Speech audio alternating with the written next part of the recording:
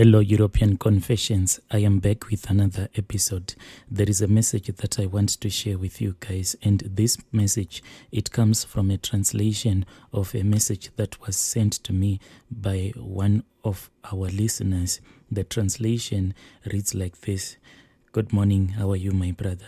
Can you please post my story? But when you post my story, please hide my identity. My story goes like this.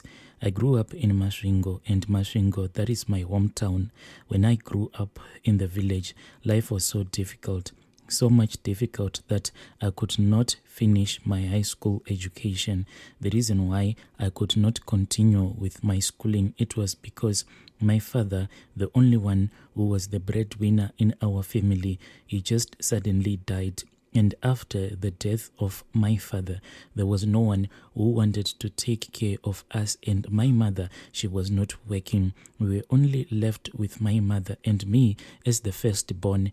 I had to fill up that space that was left behind by my father. I had to get out of the village, travel to the city, and find something to do so that I can take care of my mother and my poor siblings. This is what I did. By that time, when I left the village and when I went to the capital city, I was still 17 years old. I was still a young boy, but because of poverty is what pushed me to leave my village and go to the capital city to find a way to support my own family. But life continued to be very difficult.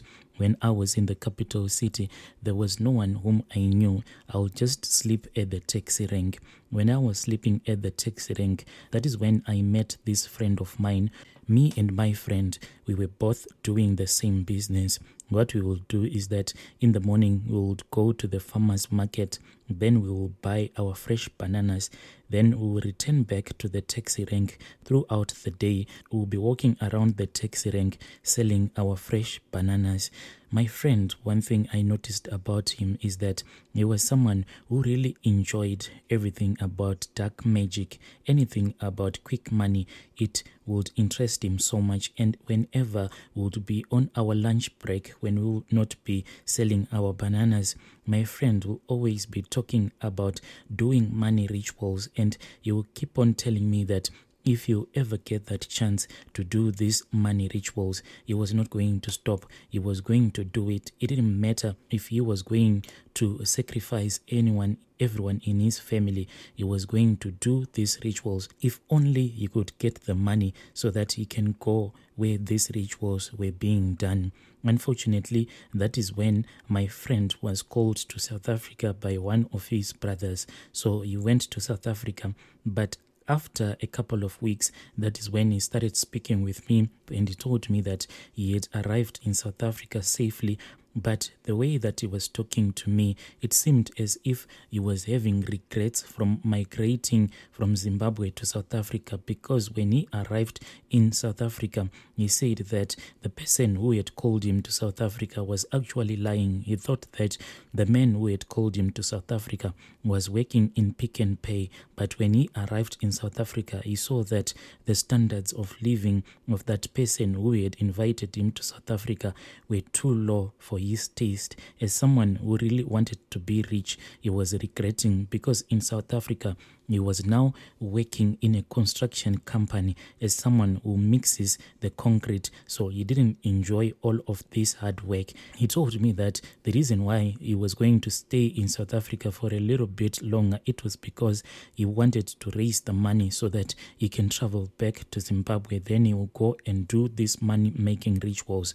He wanted a soft life, not working in the construction company.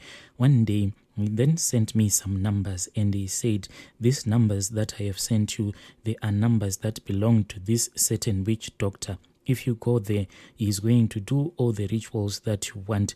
Please, my friend, when you go there, tell me everything, because I want to return back home. I am trusting on you. Please go and do these rituals. Very soon, I'll be back in the country. One day, after I had organized some money, I went and I arrived at that witch doctor's house. I had to spend about 3 days there because he was busy cooking me, strengthening my conscience. He told me that the things that he wanted to give me, I was not brave enough. That was the reason why he had to strengthen my heart first. He was giving me a lot of herbs to eat, and a lot of rituals were done on my body. By the time that I did all of these rituals, I was 23 years old at that time. I was then given an oath, and the oath that was given to me is that I should not live with a woman in my house. I am allowed to have sexual intercourse with women, but when I am sleeping with all of these women, I have only one goal in mind. The oath is that I have to impregnate all of these women that I am sleeping with, so that whenever these rituals that I did demand blood will always be available. I am not allowed to have intercourse with a woman who is breastfeeding. At that time, since I was just a young man, I dated a lot of girls that were still in high school, and I would lie to them that I wanted to get married to them so that I can just make them to fall pregnant for me.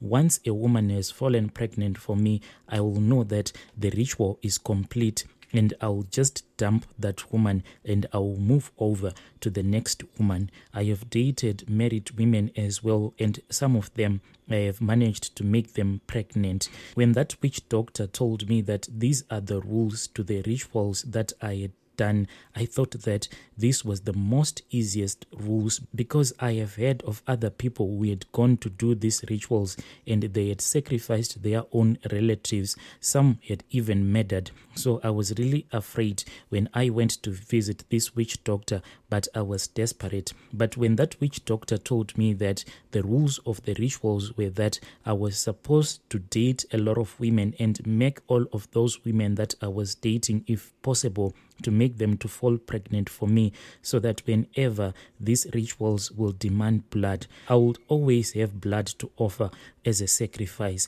This sounded like an easy ritual. On the day that I was supposed to return back to the capital city, that is when that witch doctor called me into his consulting room. Then he made me to sit down and he told me the rest of the rules that I was supposed to follow. When I entered into that consultation room, I saw that there was a big black chicken. It was really big. Then he placed that chicken onto the floor and he made me to pick up pieces of corn. I only managed to pick up 17 pieces of corn. He gave me an instruction to throw those pieces of corn onto the ground. I threw them to the ground. Then that big black chicken that was inside that consultation room ate those pieces of corn. Then the witch doctor told me that for 17 years I was going to enjoy all of this dirty money, but after 17 years a sacrifice will be demanded of me. I thought that 17 years there were too many. So I returned back to the capital city. Then I started a lot of businesses. I even opened up a lot of grocery stores back in the village because I wanted to show them that indeed God is alive and God had blessed me. Because when I was growing up, a lot of people, they used to laugh at me and they would say that I am just a poor boy, I will never be rich. But when I got this opportunity, the first shop that I built, it was back in our village, and I built 2 beautiful houses back in the village. I followed all the required rules because I was afraid that if I don't do it, I will break the vows and I will die. I have a lot of money, but now I have only 5 years left to live. I see that I have little time. What hurts me the most is that this witch doctor told me that all of these rituals that I did are not reversible. I have a lot of children, but amongst my children, I have 6 children with 6 wives, but 6 of my children, they are all crippled, and this is a result of these rituals. When the 17 years are up, I am supposed to start sacrificing my children. This is my own story that I wanted to share with you. Dear listeners, right there was a message that I received from Anonymous. and I had to ask one of our admins to give us a translation. Strange things do happen in this world. Let us meet again in the following episode.